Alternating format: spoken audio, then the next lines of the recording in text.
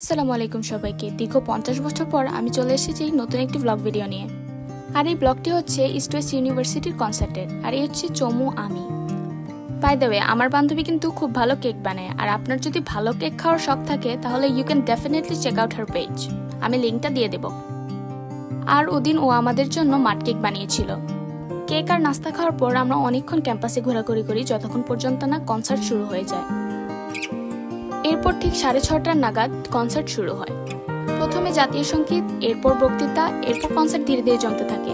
যেহেতু এটি east West ইউনিভার্সিটির ফুটবল ফেস্টার কনসার্ট ছিল, তাই সকলেই স্টেজে উঠে নিজের দলকে রিপ্রেজেন্ট করছিল। এর সবকিছুর পর করা হয় ট্রফি ওপেনিং এবং বিজয়ী দল ছিল ট্রিপল ই টিম। ট্রফি হ্যান্ডওভার করার পর শুরু হয় কার্নিভালের কনসার্ট। এরপর কার্নিভালের কনসার্ট এনজয় করার চক্করে আমি আর কোনো ক্লিপ নিতে পারিনি। তা আজকে এই পর্যন্তই। দেখা হবে পরের কোনো ভিডিওতে। আল্লাহ হাফেজ।